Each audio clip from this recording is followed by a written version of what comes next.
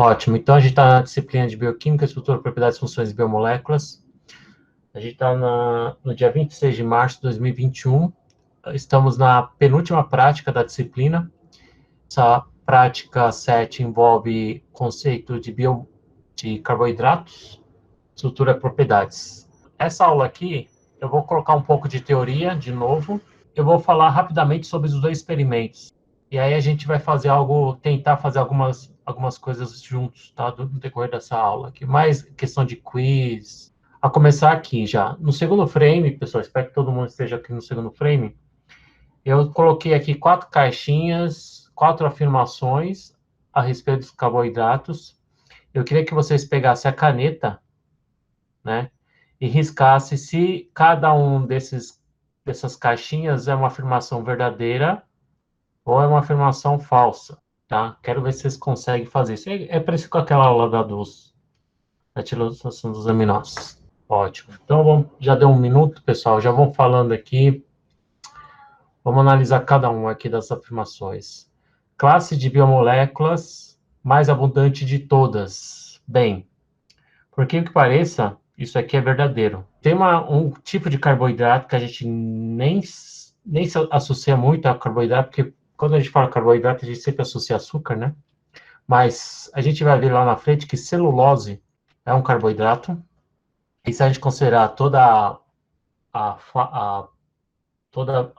o reino vegetal, né? Que possui na sua estrutura celulose, vixe, então, por isso mesmo que a gente acaba considerando isso como a classe de biomoléculas mais abundante de todas. Então, comparando com proteínas, lipídios, a DNA, RNA, é a classe mais abundante em termos de massa. Muito se deve principalmente à celulose, amido também contribui um pouquinho, mas eu acho que é por causa da celulose. Aqui são obtidos apenas pela fotossíntese, todo mundo colocou como falso, tá certo. Existem alguns processos bioquímicos que, além da fotossíntese, a gente consegue gerar carboidratos. Um fenômeno que não dá tempo de mostrar na parte teórica dessa disciplina, gliconeogênese, é um processo que você converte biomoléculas em carboidratos, tá? Possui fórmula geral CH2N1O, que colocou falso, mas isso aqui é verdadeiro. Possui na sua estrutura basicamente átomos de carbono, hidrogênio e oxigênio. E o nome lembra muito, né? Carboidrato. Obviamente que a gente tem uma quantidade muito maior, né, do que um, tá? E o sufixo -ose, tá certo quem colocou verdadeiro ou falso, tá? Nem todos os carboidratos têm o nome -ose. Eu coloquei um exemplo aqui, a celulose, né, que termina com -ose, mas a gente tem alguns que são nomes não muito formais, mais informal, por exemplo, amido, pode ser quitina. Então, são alguns exemplos de carboidratos que a gente pode ver. O Enzo chutou tudo e falou que não sabia, por isso. Bem, aqui não tem nenhuma interação, eu só vou falar um pouco mais dos carboidratos. Eles são divididos principalmente pelo grau de polimerização. A gente tem os monossacarídeos. Monossacarídeos seria a unidade mais simples de carboidratos. A gente tem o disacarídeo, que são 2 unidades de monossacarídeos ligadas entre si. A gente tem os oligosacarídeos, que é uma quantidade relativamente pequena, acima de 2. E quando você tem uma quantidade muito grande, a ponto de formar uma cadeia, um polímero de açúcar, né? Aí a gente chama de polissacarídeos. Entre as funções dos carboidratos, a gente destaca a fonte de energia, que acho que é a que mais vem à mente, vem à cabeça, né? Tem alguns, principalmente alguns oligosacarídeos, eles estão sempre ligados a algumas outras biomoléculas, estão ligados à membrana, estão ligados a lipídios, e eles também têm uma certa função regulatória, função de reconhecimento, esse tipo de coisa. Existe também a função estrutural, que é muito, muito grande, principalmente no caso da celulose, que a gente viu lá atrás, e a reserva nutricional, que está muito atrelada aos polissacarídeos. Bem, agora a gente vai, então, vocês vão montar a aula, na verdade. Então, eu tenho aqui uma coluna de número de carbonos, o nome e exemplos, né, de monossacarídeos, tá? Então, o papel agora de vocês é pegar a caneta de novo e ligar como que se chamam os carboidratos de 3 carbonos, como se chamam os carboidratos de 4 carbonos, de 5, de 6 e 7. E para cada um desses desses nomes, você vai ligar a um deles aqui, tá? Vamos lá, então. Vamos dar 2 minutinhos para ver se vocês conseguem fazer isso. Pode continuar fazendo, pessoal. Então, vou fazendo aqui o número de carbonos, de 3 carbonos. Tá dando? Não. Tá atrelado a triose. 4. É só usar o prefixo, né? Tetrose. 5. Pentose. Meu mouse não tá funcionando direito aqui. Vou ter que dar um migué aqui. O de 6, hexose. E o de 7, heptose, né? Agora vamos ver os exemplos aqui. Então é só contar os carbonos. O gliceraldeído seria o carboidrato mais simples, né? Tem 3 carbonos aqui. Então tá certo quem colocou triose. A de 4 carbonos é só procurar aqui, ó. É a eritrose. 1, 2, 3 e 4. Então tá certo quem chamou de eritrose. A ribose tem 1, 2, 3, 4, 5. Uma pentose. Desculpa. A frutose tem 1, 2, 3, 4, 5, 6 carbonos. Hexose. E a heptose aqui sobrou, né? Por exclusão, a heptulose, que já tem aqui a dica, né? É um açúcar de 7 carbonos. Ótimo. Então, muitos de vocês já sabiam já da classificação dos monossacarídeos em termos de número de carbonos, né? Agora, vamos tentar classificar agora em termos da carbonila, da função da carbonila. A gente tem 2 tipos de monossacarídeos quando a gente classifica em função do grupo funcional carbonila. A gente tem as aldoses e as pentoses. Então, vocês vão ligar esses 2 carinhas aqui. Quem é quem? Pessoal, escrevi errado aqui. Isso aqui não é pentose, não. Nossa, tem um erro aqui que acabei de achar. Vamos voltar aqui. Pentose é um açúcar de 5, né? Não sei porque eu coloquei aqui. Aqui, no caso, se chama cetose. Pronto. Então, liguem esse carinha aqui, ou esse, ao seu respectivo tipo de açúcar. E, de novo, de jogada aqui para cada um dos exemplos que a gente viu no frame anterior. Então, quem quiser colocar aqui, pode colocar. Ótimo. Agora, vamos tentar associar, então, as aldoses e cetoses naqueles exemplos que a gente viu no frame anterior. Então, isso aqui já é um grupo funcional cetona, né? Todo mundo já viu. Cetona tem a ver com cetose. E quando você tem uma carbonila na ponta da cadeia, como eu sei que está na ponta da cadeia? Porque tem um hidrogênio aqui, tá? Então, ele está na ponta maldose. E aí é só procurar onde tem o grupo aldeído e o grupo cetona, né? Nessas moléculas. Então, aqui a gente tem aldeído, aldeído, aldeído, cetona e cetona. Então, as cetoses estão aqui. E o resto aqui esses 3 aqui já são os aldoses. Então, por exemplo, a frutose é um nome informal que a gente dá para esse açúcar de 6 carbonos, cetose. Então, frutose equivale a gente chamar de uma uma exose, né? Só que aí a gente coloca o grupo também no meio. Então, muitas vezes a gente pode achar termos do tipo exocetose, tá? Então, esse primeiro prefixo é relação ao número de carbonos. Isso aqui é se é uma aldose ou se é uma cetose. Tá? Então, a ribose seria um açúcar de 5 carbonos.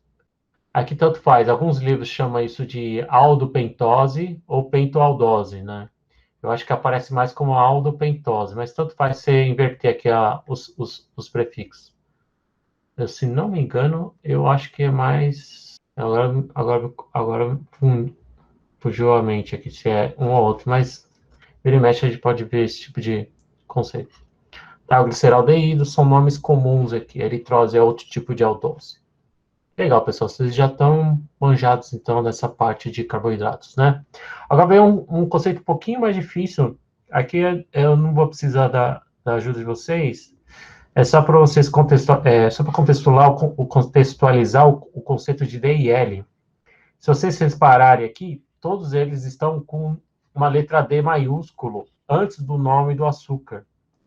Porque os monossacarídeos, além da classificação por tamanho e pelo grupo funcional carbonílico, a gente também tem a classificação DOL. Tá? E essa classificação DOL tem a ver com a configuração do gliceraldeído. Tá? Então, partindo do gliceraldeído, a gente classifica o resto dos carboidratos como DOL. Quando que eu sei que o gliceraldeído é D e quando que eu sei que o gliceraldeído é L? Bem, olhando essa forma de escrever o gliceraldeído, quando você tem o OH do meio, que é justamente o carbono que a gente chama de carbono quiral, ou carbono assimétrico, vamos chamar de carbono quiral para não criar muitos conceitos aqui. Tá? Significa que eu tenho as duas formas possíveis aqui, que é quando esse OH está para frente e quando esse OH está para trás. Professor, o que é isso? OH para frente e OH para trás. Vocês lembram que a gente vive num mundo tridimensional? Então, o carbono está ligado, faz 4 ligações, mas essas 4 ligações estão dispostas no espaço tridimensional. Então, se você tem, vou colocar letras aqui para facilitar, tá? Quando você tem A, B, C e D, né, os substituintes do carbono aqui, existe uma propriedade que quando você tem os 4 ligantes diferentes, você cria nesse carbono o que a gente chama de carbono quiral ou carbono assimétrico. E se a gente colocar um espelho aqui, redesenhar ele como se fosse uma imagem especular, tá? A gente teria isso, o A aqui e o B aqui no mesmo plano, tá? Essa ligação mais grossa significa que ele está saindo da tela, e essa ligação tracejada significa que está entrando na tela. E aí, quando você desenha a imagem especular e você tenta sobrepor ele, ele não é a mesma coisa. Você não consegue coincidir A com A, o D com D e o B com B. Você pode fazer isso com modelinhos, usando modelos que você não vai conseguir fazer essa sobreposição. Então, isso aqui acaba sendo um composto diferente dele. E isso, então, significa que na natureza existe essa forma e essa forma. E existem várias maneiras de distinguir um do outro. E uma das maneiras é usar essa letra maiúscula D e o L, tá? Então, existe o D-gliceraldeído. Se a gente colocar isso no espelho, tá? Colocar a carbonila para cá, isso aqui vai ficar para frente, a gente girando, vai ter o isômero dele, né? Que é o L-gliceraldeído, tá? Para a gente saber sempre se é D ou L, a gente coloca o D quando o OH aqui estiver no lado direito, tá? Aí, professor, se o OH no lado direito, a gente pode jogar isso aqui também no lado direito. Pois é. Esse tipo de projeção em cruz, tá? Vou colocar as letras aqui, A, B, C ou D. Essa aqui se chama projeção de Fischer. Isso aqui é um conceito que a gente vê bastante em química orgânica. Fischer. Tá? E é usado para a gente estabelecer se o carbono quiral tem uma configuração D ou L ou outro tipo de nomenclatura que a gente costuma usar para distinguir um do outro. Nesse caso é D ou L, né? E aí, se vocês conseguirem olhar aqui, tem um hidrogênio escondido nesse carbono, certo? Aqui, ele está para trás. Então, ele está meio que o OH para frente e o hidrogênio para trás. O que ele faz aqui nessa projeção é colocar essas duas ligações aqui na horizontal, certo? E os dois aqui apontando para frente, saindo da tela. Então, a mesma coisa que fazer isso, não sei se vocês estão conseguindo ver minha câmera, é a mesma coisa que pegar isso e jogar na sua direção, tá? E aí a carbonila aqui fica para cima e o CH2OH fica para baixo. E aí, se você tiver o OH do lado direito, ele vai ser D, e se o OH estiver no lado esquerdo, vai ser L. Existe uma regrinha que a gente costuma fazer para distinguir o D e o L. Então, você pega sempre o último carbono quiral, tá? Principalmente para monossacarídeos maiores, vocês vão perceber que é mais difícil. Você pega o último, o mais distante da carbonila, e você simplesmente vê se está do lado direito ou esquerdo. E aí a gente consegue dizer se é D ou L. Então, nesse exercício aqui, eu tenho essa molécula aqui, tá? A pergunta é D ou L? Eu já tenho aqui a dica se é a estrutura do D-frutose e da L-frutose. Então, na D-frutose, ó, você joga a carbonila mais longe possível, lá em cima. E o último carbono quiral, se ele estiver do lado direito, ele vai ser D. E se ele estiver do lado esquerdo, vai ser L. O mais difícil não é nem memorizar isso, é transformar isso ou nisso ou naquilo. Eu não sei se isso aqui é esse ou é esse, eu não respondi para vocês. Eu só disse que quando o OH estiver na direita é D, e se ele estiver no lado esquerdo é o L. Mas como que eu sei se é D ou L, tá? Então a gente precisa colocar esses carbonos aqui de uma maneira, ó, a gente tem 1, 2, 3, 4, 5, 6, tá? Os 6 carbonos estão aqui, ó. 1, 2, 3, 4, 5, 6. Certo? Então vamos numerar aqui para ficar mais fácil. 2, 3, 4, 5, 6. 1, 2, 3, 4. Opa, 1, 2, 3, 4, 5, 6. Então tem uma dica que ajuda a gente a montar esse tipo de projeção de Fischer. Primeira coisa, você colocar a carbonila sempre para cima.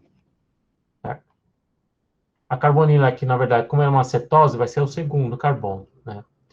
Então a gente coloca a carbonila para cima, traça uma linha, traça as 3 horizontais aqui, né, que são dos carbonos 3, 4 e 5.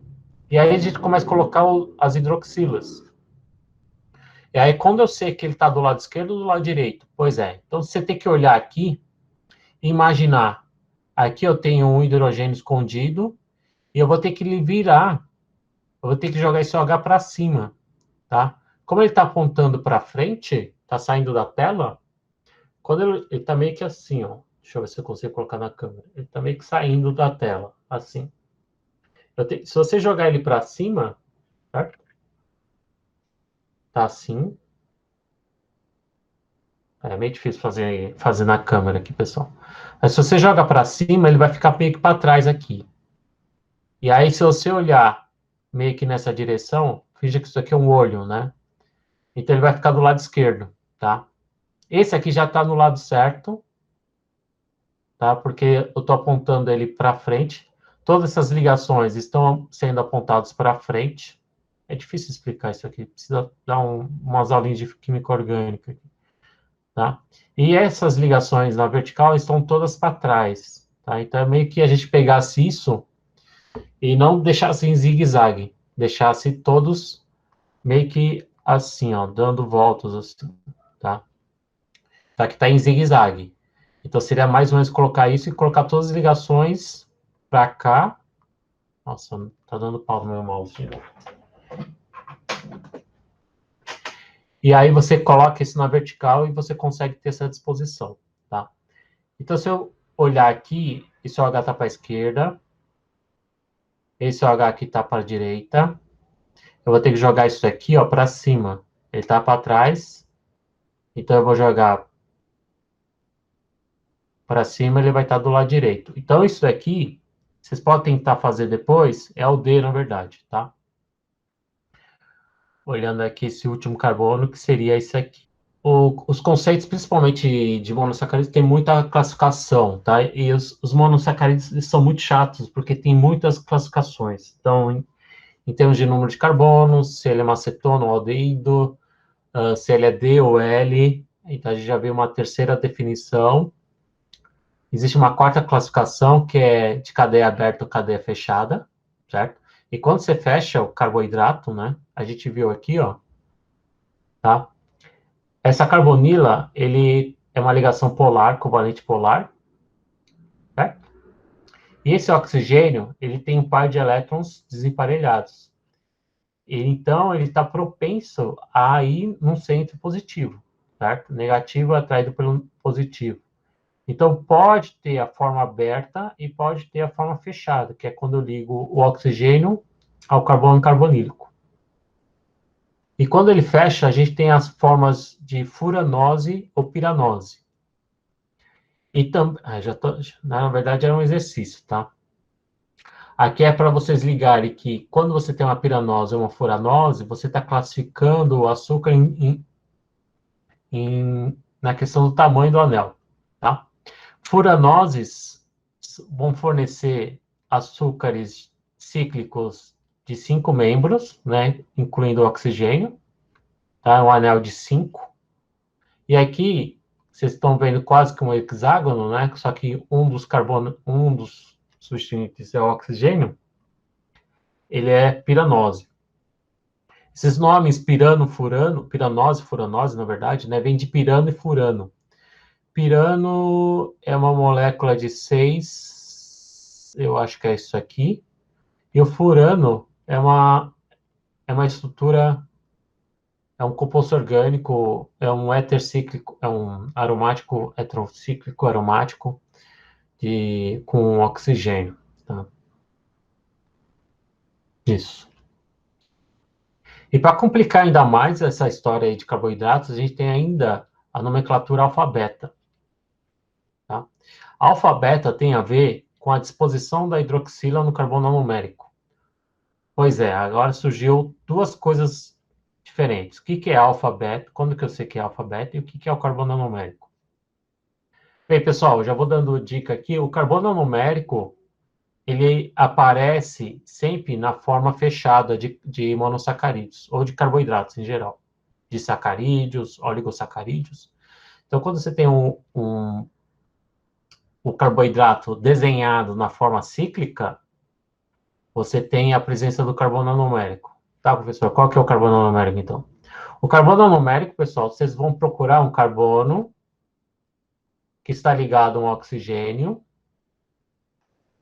Professor, esse carbono tem oxigênio, esse carbono tem oxigênio, esse carbono tem oxigênio, esse carbono tem oxigênio, esse carbono tem oxigênio. Todos, né? Tá, dá outra dica. Então, é quando o carbono está ligado a um oxigênio, e esse oxigênio está ligado a um outro carbono, certo? Então, aqui é um éter, né? E esse mesmo carbono aqui está ligado a um OH, tá? Essa função orgânica aqui, ele tem um nome, tá, pessoal? A gente chama isso de N-cetal. Não precisa decorar isso. É só vocês procurarem na estrutura o carbono que tiver ligado a um oxigênio e ligado a outro carbono, e esse mesmo carbono, que é esse aqui que eu vou colocar a estrelinha, que está ligado a uma hidroxila. Tá? Então, vamos colocar só um pontinho. Vocês podem pegar um marcador eu não sei como que funciona isso aqui. Isso coloca uma setinha ou pinta de amarelo. Tenta mostrar para mim onde que estão os carbonos anoméricos dessas 4 estruturas aqui. A Luana colocou isso, ela circulou aqui o que eu coloquei aqui, certo? Então, o carbono aqui tá certinho. Esse aqui é o carbono anomérico, tá, pessoal? Esse aqui é o carbono anomérico, é o Enzo. O Enzo está mostrando aqui, e isso todo mundo está colocando no mesmo lugar, que é esse carbono aqui. Tá? Então, é só você procurar a presença de um carbono. Isso. Legal. Legal, Bianca. Então, é esse carbono, esse carbono, esse carbono, esse carbono. Beleza, chama o carbono numérico. Agora, a gente tem que olhar a disposição do OH desse carbono numérico. Você vê que esse OH aqui está para baixo, esse OH está para cima. Da maneira que está desenhado aqui, tá, pessoal? Cada livro desenha de uma maneira diferente. O OH está para cima, o OH está para baixo. Professor, é só decorar que quando está para baixo é alfa e quando está para cima é beta? Mais ou menos, pessoal. Porque cada livro representa essas estruturas cíclicas de uma maneira diferente. Tá? Cada referência, cada site desenha essas estruturas cíclicas de uma maneira diferente. Existe uma definição mais correta que tem a ver com um desenho de anéis de 6 membros em química orgânica, que a gente fala de estrutura cadeira, que é uma maneira de a gente desenhar anéis de 6 membros mais ou menos desse jeito. Tá? Mas acho que não vem ao caso, porque senão vai ficar muito, muito complicado. Via de regra, no caso da frutose, ficou meio difícil, tá? Mas muitas vezes, quando você tem furanoses, piranoses, existe no carbono vizinho a esse oxigênio aqui que está ligado ao carbono numérico, muitas vezes pode ter um CH2OH, tá? E aí, se esse CH2OH está para cima e o OH está para baixo, aí sim a gente pode classificar como alfa, certo? E se CH2OH estiver para cima e o OH também estiver no mesmo lado, apontando no mesmo lado, a gente chama de beta. Então, CH2OH e OH apontados, eu sei que vocês vão esquecer isso, mas tudo bem. Apontando em direções diferentes é alfa, e CH2OH e OH apontando no mesmo lado é beta. Ah, professor, mas aqui não tem nada, aqui é só hidrogênio. Pois é. Então, de vez em quando, essa regrinha aqui cai por terra. Aqui é um exemplo claro que isso não funciona, porque não tem o CH2OH. Então, a gente tem que ver, na verdade, então, esse aqui era o que eu estava querendo dizer para vocês, né? Quem que era, para a gente tentar estabelecer quem que é o alfa e quem que é o beta. Como aqui não tem nada, eu acho que é um exercício de novo para vocês fazerem, então. Eu tenho aqui a estrutura aberta, certo? E esse mesmo monossacarídeo, ela pode levar as duas estruturas, alfa ou beta. Tá? Então, vamos fazer um exercício que tenta recapitular esses últimos conceitos que eu acabei de mostrar para vocês. O conceito do D e o L, e o conceito do beta e o alfa, e o do carbono numérico. Tá? Professor, eu não vou ser bioquímico, tudo bem. Mas quando se estuda monossacarídeos, esses conceitos, quem é especialista em monossacarídeos acaba tendo que aprender esses conceitos aqui, tá? E muitas vezes nos livros a gente sempre vê o D, ou vê o L, ou vê o alfa, ou vê o beta. Tá? Então, para a gente tentar, caso vocês sigam essa área aqui da bioquímica, né, vão conseguir associar um pouco mais facilmente na próxima vez que você deparar com esses termos aqui. Então, vamos ver aqui o monossacarídeo de cadeia aberta. Lembra, ó, a carbonila está aqui, a gente pega o carbono quiral mais distante. Esse carbono 6 não é carbono quiral porque eu tenho dois hidrogênios. Então, para você ter um carbono quiral, você tem que ter os 4 substituintes diferentes, que é esse aqui. Então, nesse caso aqui, a hidroxila do lado direito, a gente tem aqui um açúcar monossacarídeo do tipo D. A gente já pode até dar o nome aqui, ó, 1, 2, 3, 4, 5, 6. É uma é uma aldose. Agora vamos ver quem que é alfa, quem que é o beta. Então, quando ele ciclizou, como que forma o carbono numérico, né? Vamos procurar aqui o carbono numérico. Quem quiser rabiscar, pode rabiscar à vontade, pessoal. De novo, o carbono numérico é aquele que tem o oxigênio ligado a um carbono, e esse carbono está ligado a um OH, tá? Isso. O Enzo colocou aqui, agora ele ficou craque, e a Bianca também. Estão craques em achar o carbono numérico. É exatamente esse aqui e esse aqui. Esse é o carbono quiral, tá, Enzo? Isso. Esse carbono aqui, na verdade, é o 1, pessoal. Tá? O carbono numérico é esse aqui. A ligação que foi feita foi entre os 5. Ó, o 5 está aqui, ó.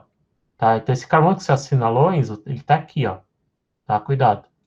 E esse oxigênio aqui, ó, que está no anel, no ciclo, é esse aqui. E esse oxigênio vai se ligar a esse carbono 1. Tá? Então, foi feita uma ligação entre o 1 e esse daqui. Fechou aqui. Como esse carbono não pode ficar com 5 ligações, o par de elétrons aqui vai para cá e ele pega um hidrogênio do que tiver no meio. Por isso que fica esse OH aqui, tá? Esse OH aqui é o OH desse oxigênio aqui. Tá, mas a gente precisa saber se é alfa ou beta. Então, indique para a gente aqui se esse aqui é o alfa ou se esse é o alfa. Vou até apagar aqui para não atrapalhar vocês. Então, isso aqui não é o carbono numérico. O carbono numérico é aqui, ó, é formado entre o oxigênio e o carbono, tá? Alguma ideia de quem que é o alfa ou quem que é o beta? Lembra da regrinha que eu falei agora há pouco? Procura o CH2OH. Esse aqui, eu não sei quem que é o R. Quem que é o R? Acabou de mexer aqui. A Raquel. A Raquel diz que esse é o beta e esse é o alfa. Então é difícil mesmo. Esse conceito de alfabeto é complicado. O CH2OH está aqui, pessoal. CH2OH. E o oxigênio, a hidroxila aqui do carbono numérico, ele está para cima. Ele está no mesmo lado do CH2OH, tá? E você vê que ele está meio que inclinado, ele está meio que na direção inclinada aqui. Na química orgânica a gente chama isso de equatorial, não precisa decorar isso. Mas toda vez que ele está na direção equatorial, ele vai estar na mesma direção aqui do CH2OH, então ele vai ser o beta, isso, alguém colocou certo agora, tá? Então esse aqui é o beta, e esse aqui é o alfa. Então voltando, alfa é quando você tem a hidroxila e o CH2OH apontados em direções opostas, e o beta é quando você tem a hidroxila e o CH2OH apontados no mesmo lado. Tá? Então, está apontado no mesmo lado. Tenta não esquecer isso, tá, pessoal? Então, hidroxila contrário CH2 alfa, hidroxila no mesmo lado do CH2 beta, ou equatorial, tá? Aqui ele está apontando na direção, ele está meio que na vertical, tá? Então, a gente chama isso de axial. Também outro termo usado na química orgânica. Professor? Oi? Dúvida no chat aí. Professor, pode explicar novamente essa parte do equatorial? Pois é. Giovana, é difícil. Quando você tem um anel de 6 membros, vou ter que fazer uma pausa aqui, pessoal. Então, aqui tem um anel de 6. Vou colocar do jeito mais ou menos parecido do desenho que a gente estava vendo agora há pouco. Tá? Os pretinhos são os carbonos. 1, 2, 3, 4, 5, 6. Eu estou mostrando só o anel de 6, tá? Estou tirando o resto aqui das coisas. E esse carbono aqui que está ligado a um OH, aqui é oxigênio e hidrogênio, e esse aqui é o oxigênio. Esse aqui é o carbono numérico, certo? E na química orgânica, esses 6 carbonos, eles não ficam no plano, assim, bonitinho, tá? Existe uma teoria que a gente chama de teoria de repulsão dos pares de elétrons da camada de valência, que tem a ver com isso, e tem a ver também com o fato do carbono, da geometria do carbono, né? Tetraédrico, tá? Então, tá faltando um hidrogênio aqui. Então, você vê que agora, ó, o anel tá parecendo um zigue-zague, né? Parecendo uma cadeira, uma cadeirinha, certo? Imagina uma cadeira aqui o encosto, aqui o assento e aqui a parte de baixo, certo? Tá fazendo tipo um banco de praia. Saudade da praia. E o que a gente tem aqui? Ó? Você vê que esse carbono, esse oxigênio aqui, ele está apontando para baixo, mas numa direção meio que inclinada, assim, certo? Agora, ele aqui, nesse caso, a gente chama isso de equatorial, quando ele está meio que saindo do plano do anel, certo? Ele está meio que indo para fora do anel. Agora, existe uma conformação. O que é conformação? É um outro estado da estrutura, que esse modelinho é bom porque a gente ajuda. Saudade da praia. Tem um fenômeno que a gente chama de inversão de cadeira, certo? E aí, quando a gente inverte a cadeira, o que era encosto vira pezinho e o que era pezinho vira encosto. Tá? A mesma estrutura, eu não quebrei nenhuma ligação. E aqui eu tenho uma cadeira invertida. E você vê que agora aqui, ó, ele está apontando para baixo. Tá? Aqui seria o axial.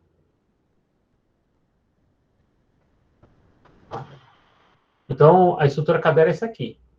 Certo? É colocar esses 6 átomos aqui numa conformação tal que eles estejam mais ou menos assim. Nesse caso que eu fiz aqui, eu consigo transformar o axial em equatorial, né? Que é justamente o que estava acontecendo lá no slide anterior. Certo? Só que o problema é, em termos de energia, nesse jeito aqui, como ele é uma hidroxila, certo? Ele tem um oxigênio relativamente grande, né? Ele fica meio para fora. Então, ele é mais estável do que você deixar ele na vertical. E quando você tem na vertical, a gente tem alguns grupos vizinhos que tem substituintes aqui e aqui, né? Tá? Mas é mais ou menos isso aqui. Vocês vão ver se quem for seguir a área, fazer uma disciplina chamada Funções e Reações Orgânicas. É uma disciplina obrigatória da engenharia de materiais, da química, não sei se é da ambiental, mas alguns cursos pedem para a gente ter umas noções de química orgânica, tá? Mas assim, eu não vou cobrar esse tipo de coisa, tá? E nem mandar vocês decorarem o que que é alfa, o que que é beta. Vira e mexe, eu esqueço. Toda vez que eu dou essa parte, é que eu tenho que memorizar se é o alfa ou se é o beta. Tá? Não sei se foi claro, Giovana. Vamos voltar aqui.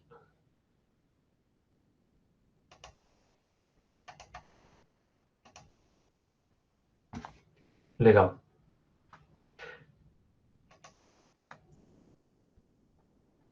Tá, então eu mostrei lá que ele estava apontado para baixo, tá? Por que que ele fica apontado? Por que que o resto fica igual? Porque eu consigo esse fechamento de anel, né? Forma aberta, forma fechada, ela é reversível. Tá? E esse grupo aqui, ele é muito volumoso, então ele sempre vai preferir ficar em equatorial, sempre. Tá? E aí vai depender muito da hidroxila no carbono numérico. Se ele vai estar para baixo é o alfa, que é o axial, e se ele estiver apontando meio que inclinadinho para fora, vai ser equatorial.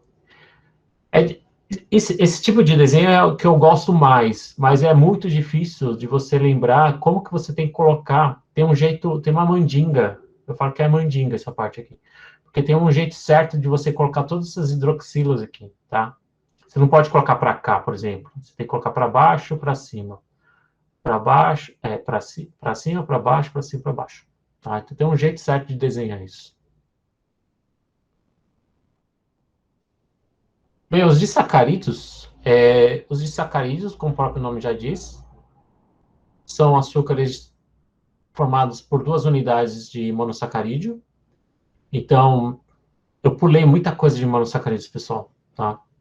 Tanto é que a gente tem alguns nomes de monossacarídeos que a gente não mostrei lá atrás, estou mostrando aqui agora, por exemplo, galactose.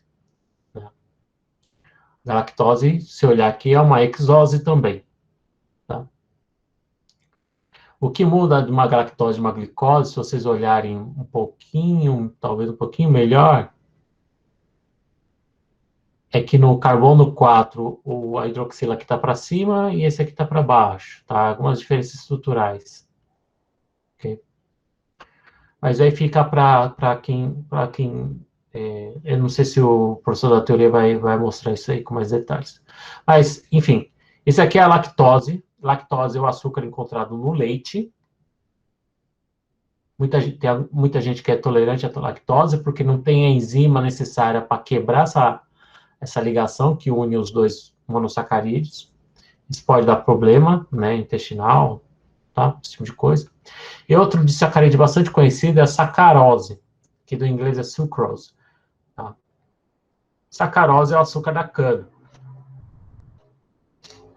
E ele é feito por uma piranose ligado a uma furanose, certo? E essa furanose é uma frutose e essa piranose é uma glicose. Vou pedir para vocês, quem está ainda com o mouse aí, indicar o carbono numérico desses dois disacarídeos. Então, quando você tem disacarídeos, na verdade, então você tem dois anéis, né? Então, você tem aqui, no caso, dois carbonos anuméricos por estrutura. Então, essa estrutura aqui, a lactose tem dois carbonos anuméricos, a sacarose também tem dois carbonos anuméricos. Isso. O Enzo já acertou mais um aqui, acertou esse, e nesse aqui. Isso é questão típica de prova, viu, pessoal? Eu acho que o L é a Luana, né? Então, Luana, você assinalou esse, certo? Esse carbono está ligado a uma hidroxila, mas não está ligado ao oxigênio. Lembra que aqui a gente precisa para ter o carbono numérico? Precisa ter O ligado a um carbono, OH. Ou ligado a dois oxigênios, vamos dizer assim. Então, se você encontrar agora, isso a gente usava muito para monossacarídeos. Certo?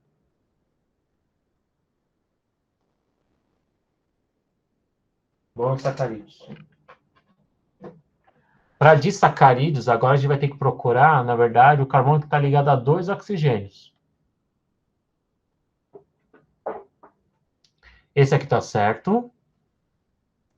Eu não sei quem assinalou esse aqui, mas esse aqui não está certo. Vou ter que apagar, infelizmente, esse. Não está certo, não está certo, não está certo.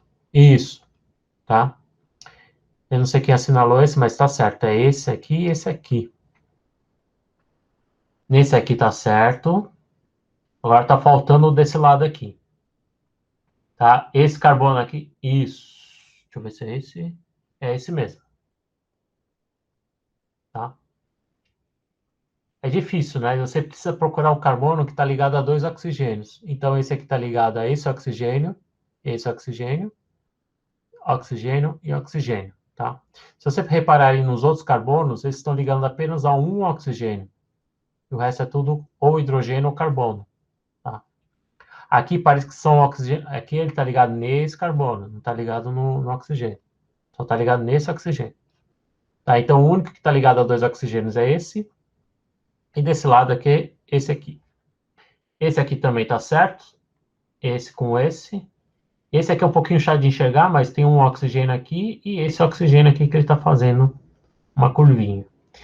Por falar em curvinha, os livros de bioquímica costumam usar essa ligação torta aqui, que conceitualmente a gente sabe que ligações não são linhas também, né? Ligações, esses traços não existem na vida real, mas aqui é só para ilustrar que essa hidroxila aqui, ó, ao beta aqui, tá? O OH está no mesmo lado do CH2, por isso que ele teve que fazer esse gancho aqui para ele fazer uma ligação, porque esse carbono 4 tá para o oxigênio está para baixo. Mas ele não é o carbono numérico. O carbono numérico está aqui, ó, hidroxila para cima, CH2 para cima, no mesmo lado, beta. Tá? E aqui na sacarose, o estranho não, mas o curioso na sacarose é que a ligação dos dois monossacarídeos ocorre pelos dois carbonos anuméricos. Aqui é pelo carbono anumérico e um outro carbono do anel, não anumérico. E na sacarose é um dos poucos em que eles se ligam pelos dois carbonos anuméricos, tá? Então tem que tomar cuidado com isso, pessoal. Não existe uma regra que é carbono tal com carbono tal para formar um disacarídeo. Depende muito do disacarídeo que a gente está analisando. Tem disacarídeos que se ligam pelo carbono anumérico com outro carbono de outra parte aqui do anel, e tem disacarídeos que se ligam pelos dois carbonos anuméricos, que é o caso da sacarose. Guardem essa informação, porque isso tem muito a ver com o experimento de hoje. Nossa, já passou uma hora.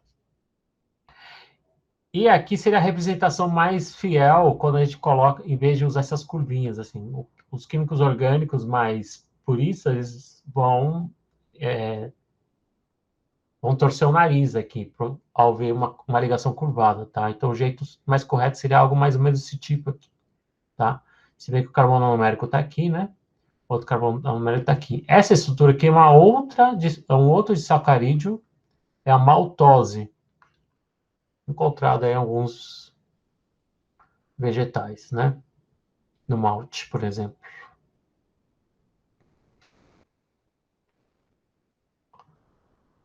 Tá, então a gente já viu os mono, a gente já viu os di, rapidinho. Agora vamos ver os polissacarídeos em alguns slides também. Agora vem vocês de novo, queria que vocês apontassem entre todos esses polissacarídeos, todos eles são polissacarídeos, tá?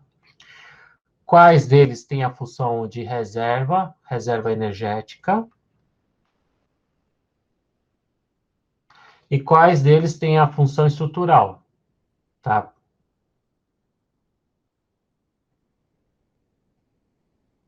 Estou no frame 11 aí, quem tá, isso.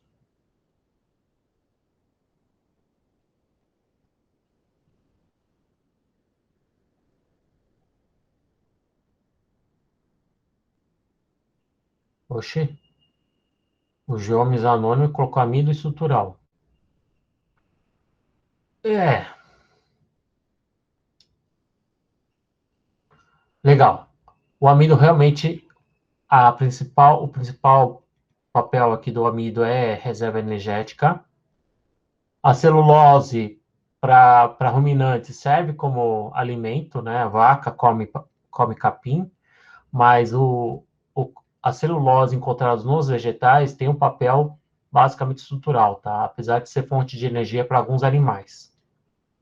Então, amido é reserva, celulose estrutural, glicogênio também serve como reserva energética, que a gente vai ver a diferença já já, tá? O peptídeo glicano, ele tem um papel estrutural, então, quem nunca ouviu falar? Isso aqui o pessoal foi meio que na boiada aqui, né? Cada um fez, o resto fez, né? Então, tem o papel principal de estrutural, a gente vai ver isso, que ele faz parte de estrutura de membranas celulares. E a quitina, acho que vocês já devem ter ouvido falar, né? Está presente em insetos, invertebrados. Tem a função estrutural, é esqueleto, faz parte do exoesqueleto de alguns insetos. Vamos refazer de novo esse exercício, só que agora vocês vão tentar descobrir qual... Isso aqui são todas as unidades de repetição dos polissacarídeos. É como se fosse um monômero de alguns polissacarídeos aqui, tá? A gente tem esses que são cadeias de alfa-glicose unidas através do carbono 1, carbono 4, 1, alfa 1 beta, né? Alfa 1, 4, desculpa. A gente usa essa nomenclatura. Essa aqui é a beta 1, 4. Envolve, é um polímero, é um polissacarídeo unidos por unidades de beta-glicose. Tá? Olha o beta aqui, ó. Do mesmo lado do CH2. Tá? Esse aqui, esses dois aqui são polímeros beta 1,4, só que contém um grupo aqui, esse grupo a gente chama de N-acetil, tá? E existem ligações de hidrogênio entre as cadeias, tá? Eu vou fazer um traço aqui porque não tem a ver com isso aqui, tá? E esse outro aqui, que é muito parecido com esse, tem essa estrutura do N-acetil, mas também tem alguns fragmentos de peptídeos, tá? Pedaços de peptídeo. Então, a gente tem ligações peptídicas aqui, entre alanina, glutamina, o DAP, eu esqueci o que é, ligado a outra alanina, certo? Então, isso aqui já dá a ideia do que pode ser, né? Alguém quer arriscar?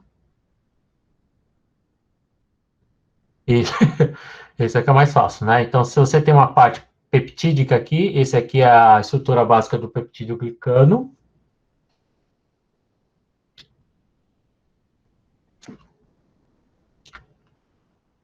Alguém colocou celulose aqui como beta-glicose, beta-glicose, beleza.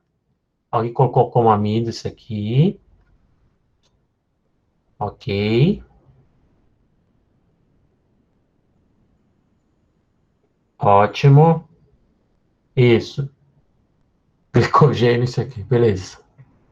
Bom chute. Tá? O amido, pessoal, vamos resolver aqui. O amido é esse aqui. Tá? Ele é formado por anéis de alfa-glicose. E o glicogênio, eu não sei quem é essa linha verde aqui, mas acertou também. Tá? É isso aqui, ó, a mesma estrutura. Tá? A diferença entre o amido e o glicogênio glicogênio, ele é uma fonte de energia mais rápida, que está no nosso sangue, tudo tal. E a diferença entre a estrutura do glicogênio, do polissacarídeo, quando a gente pega o polissacarídeo inteiro, o glicogênio, a gente diz que ele é mais ramificado. Então, imagina essas cadeias aqui de alfa-glicose, né? Quanto mais ramificações que se ligam por aqui ou por aqui, tá? Quanto mais ramificado for esse polímero, mais fácil você vai conseguir quebrar, né? Para você ter glicose e ter energia. E no amido, as cadeias são mais longas e menos ramificadas. A gente tem, amido é basicamente feito de amilose e amilopectina. Isso, tá? Amilopectinas, amilose é a cadeia linear. E amilopectinas são alguns pedaços do amido que contêm alguns branches, né? Algumas ramificações, tá? Mas não tão ramificado quanto o glicogênio. Por isso que o glicogênio fornece energia mais rápida, tá? Porque ele é mais ramificado que o amido. E os dois são formados por anéis de alfa-glicose. Esse aqui de anéis de beta-glicose é celulose. E a celulose, ele tem uma estrutura um pouquinho mais rígida que o amido. Tem de vista aqui, ó, as ligações de hidrogênio entre as cadeias. Então, existe, por causa desses OHs aqui, a disposição, como que essas cadeias estão orientadas, elas estão orientadas de uma tal maneira de realizar ligações de hidrogênio entre as cadeias. Tá? Só uma curiosidade, nosso organismo consegue metabolizar, quebrar essas ligações aqui para gerar glicose, né? De alfa, mas de beta a gente não consegue. Então, por isso que a gente, quando a gente come papel, que é rico em celulose, né? Aí ele vai, entra e sai do jeito que entrou, né? Não necessariamente. Mas por isso que apenas alguns ruminantes, animais que comem capim, têm o poder de digerir um pouco a celulose. E a gente não tem essa facilidade de digerir celulose. A gente só consegue digerir ligações alfa-glicosídicas. Esse aqui é o peptídeo glicano, eu já comentei, e a quitina, realmente, essa daqui de cima, tá? Ela tem esses grupos N-acetil glicosídicos, ela está presente em alguns exoesqueletos de invertebrados. É isso. Então, essa foi o resumão teórico. Espero que vocês vejam, complementem isso com a parte de teoria, tá? Vamos ao experimento rapidinho. O experimento são só 2 experimentos, tá? O experimento 1 é o teste de Lugol. Eu não sei se vocês leram a apostila. Então, a apostila diz o seguinte: você colocou 3 tubos, numerou 3 tubos, um desses 3 pode ser água, glicose ou amido. E aí vocês colocam essa solução de Lugol. Aí, nossa, começa a ficar ruim de novo, do nada. Lugol é basicamente iodo na presença de iodeto, uma solução aquosa de iodeto contendo um excesso de iodo molecular. Tá? E aí ele jogou o Lugol, um dos tubos aqui ficou mais escuro. A água serve como um controle, né? Não tem nenhum carboidrato lá dentro. E aí esse outro aqui pode ser água. Então, um desses dois é água, né? Provavelmente é a solução do Lugol, né? A solução do Lugol aqui é amarelinho. Tá? Como não tem... Então, um desses dois aqui é água, certo? Agora, a gente precisa saber o que é o tubo 2, pessoal. Vocês que leram o roteiro. Qual que é o... Isso, o Marcos já respondeu. É o amido, pessoal. Tá? Então, o amido é o que dá um, uma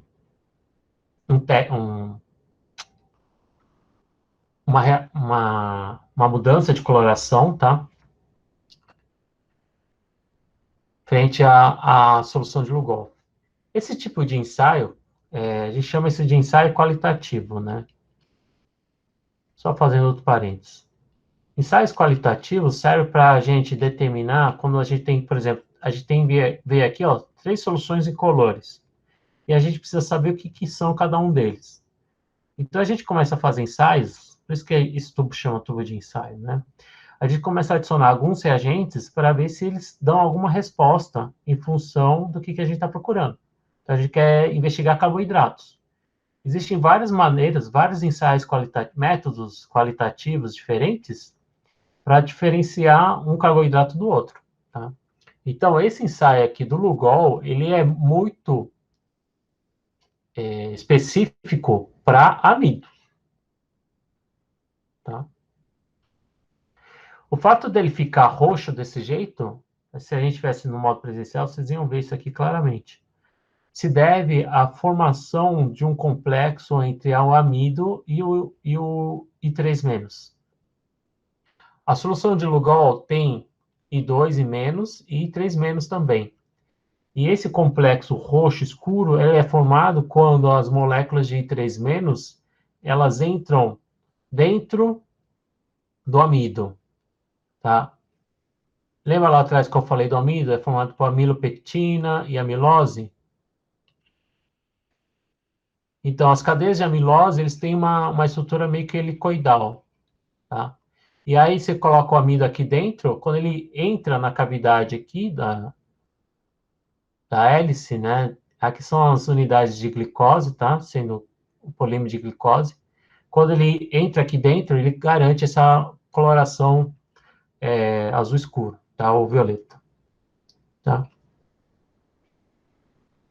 Esse teste aqui é tão clássico, pessoal, que hoje em dia a gente usa até, você não precisa preparar a amostra, como a gente fala, a gente não precisa tirar dali.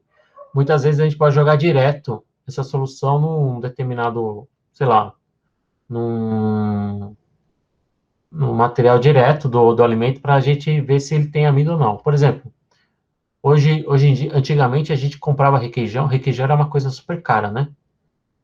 Até hoje é um pouquinho cara. Só que aí eles começaram a lançar uns produtos muito parecidos com requeijão, que eles estão proibidos de escrever que é requeijão. Eles falam lá que é algo parecido, sabor requeijão, né?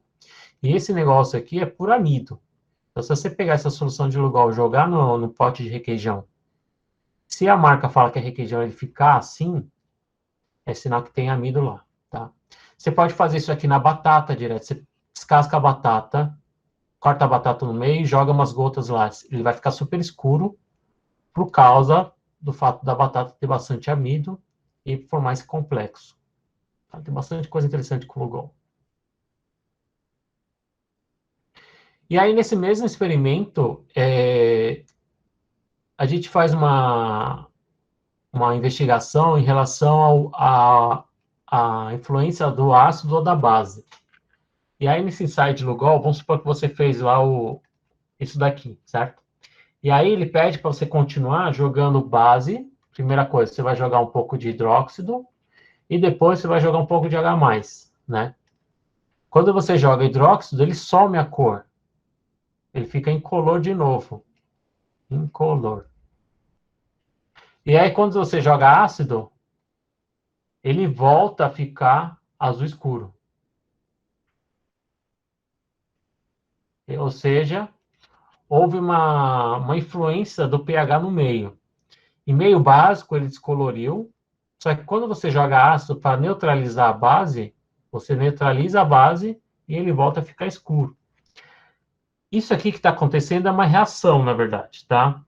E aí, isso aqui é o que eu vou pedir para vocês procurarem. Eu vou colocar, talvez, em forma de quiz, tá? Uma coisa bem rápida, para não tomar tempo de vocês, para saber que reação que está acontecendo aqui. Tá? Então, esse é o experimento 1. O segundo experimento tem a ver com um outro reagente, um outro método de análise para a gente identificar açúcares, que é o reagente de Benedict. O reagente de Benedict é uma solução de cobre em meio básico, se não me engano, certo? E o cobre 2 em meio aquoso, né, uma solução aquosa de cobre 2, ele tem essa cor aqui, ó, muito bonita, que é um azul clarinho. Tá? Então, como é que a gente fez? A gente colocou 5 tubos, um deles é água, que serve como controle, para ver se o reagente de Benedict está ok, se não tem nenhum, se não dá pau. E nos outros 4, a gente colocou 4 açúcares, acho que é glicose, amido, sacarose, e aqui está mostrando aqui, né, frutose, tá? Eu não estou usando muita apostila, justamente para tentar confundir vocês, tá? E aí, ele joga o reagente Benedict, ele esquenta um pouco em banho-maria, que isso aqui parece um fogão, né? Vou falar para vocês, os laboratórios da UFABC são os melhores que tem em termos de ensino, tá? Esse laboratório que foi tirado a foto, olha só as condições aqui, eles fizeram isso no fogão, o banho-maria deles é um fogão.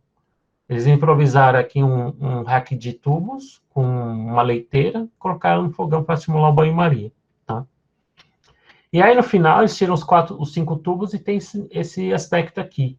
2 tubos ficaram vermelhos e os outros 3 ficaram da maneira que estava antes, indicando aqui que é reagente Benedict não reagiu, certo? Então, aqui deu um resultado positivo e aqui deu um resultado negativo.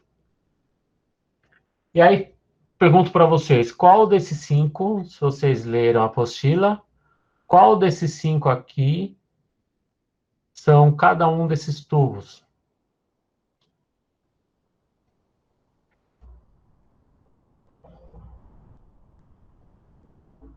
Marcos Enes pergunta para ver se o mel é puro também. Não sei se dá para usar aquele teste não, viu? Mas boa pergunta. Boa pergunta. Eu vou ver esse lance do mel, viu, Marcos? Depois eu pergunto. Porque o mel é... Esse teste do iodo eu não sei se serve para o mel, mas serve para mim.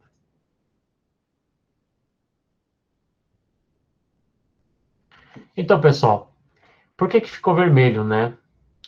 Então, deixa eu ver se tem um slide aqui. Eu acho que não tem. Esqueci. Então, o teste de Benedict, na verdade, ele faz com que o cobre 2 vá para cobre mais, tá? Essa solução vermelhada é sinal que o cobre, que antes estava com número de oxidação 2 mais, ele ficou com cobre mais, tá? Então, se ficar vermelho, é sinal que formou cobre mais. O que significa cobre 2 mais virar cobre mais? Que tipo de reação que a gente está observando aqui? Ele ganhou um elétron, né? Certo? Ganhar um elétron, ou seja, ganhar elétron significa que ele foi reduzido, tá? Por isso que veio o nome poder redutor. Algum desses, com exceção da água, óbvio, né? Então a água pode ser 1, 2 ou 5. Eu já vou colocar aqui, certo? Algum desses açúcares tem um poder de reduzir o cobre 2 mais para cobre mais. Então, entre esses 4, 2 deles têm um poder redutor e os outros 2 não. Para que um açúcar tenha um poder redutor, ele precisa ter uma carbonila.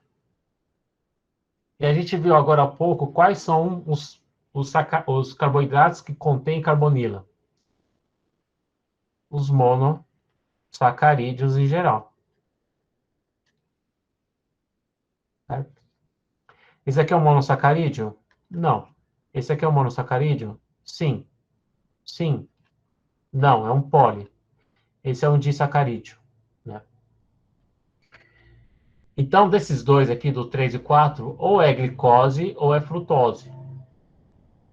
Professor, tem como distinguir quem é glicose, quem é frutose, sem olhar na apostila? Tem. Já vou falar para vocês. Tá? Então, o amido provavelmente é um desses. A água é um desses. Vamos supor que você confundiu os tubos. Eu consigo distinguir quem que é água, quem que é amido, por exemplo? Consegue. Lembra que a gente fez o experimento anterior? Então, se você tiver na dúvida, questão de prova de laboratório, pessoal, vamos supor que o aluno confundiu o tubo que tinha água do tubo que tinha amido. Qual é o teste que eu uso para fazer, para distinguir quem que é o amido, depois do teste de Benedict? É só jogar iodo nele, né? Se você jogar Lugol, Lugol não, mouse de novo. Se você jogar Lugol aqui no amido, você vai conseguir distinguir o amido da água e da sacarose. Professor, tem como distinguir a sacarose da água? Né? Vamos supor que você está com os 3, você conseguiu eliminar, por exemplo, vamos supor que o 5 é o amido, você fez o Lugol, ficou roxinho. Agora eu preciso saber quem que é água, quem que é sacarose. Professor, eu posso colocar na boca? Vamos supor que você não pode colocar na boca. E aí, como faço para distinguir? Então, não existe só o Lugol e só o Benedict, tá, pessoal? Existem outros métodos, esse é o último slide, tá? Eu acho. Existem outros métodos que têm uns nomes esquisitos, tá? Que ajudam a você a distinguir mais ainda se um determinado, que tipo de sacarídeo que é, tá? Alguns desses servem até para distinguir se é aldeído ou se é uma cetose, se é uma aldose. Tá? Tem uns que servem para distinguir um disacarídeo de um monossacarídeo, e assim vai. Tá? Então, aquele vídeo lá que foi colocado na apostila, tem que tomar cuidado que nem sempre todos os disacarídeos não são redutores, tá? Tem alguns disacarídeos que têm o poder redutor, a maltose e a lactose. Professor, por que a maltose e a lactose têm poder redutor e a sacarose não? Aqui, ó. Aí vem o lance aqui da... Por que eu pedi para vocês lembrarem lá atrás? Segurasse essa informação. Lembra que nas sacarodas a gente tem os dois carbonos anoméricos formando a ligação aqui? Então, esses carbonos anoméricos estão meio que ocupados fazendo a ligação para unir a glicose da frutose para formar sacarose. Agora, a lactose e a maltose, eles possuem carbonos anoméricos livres aqui, ó.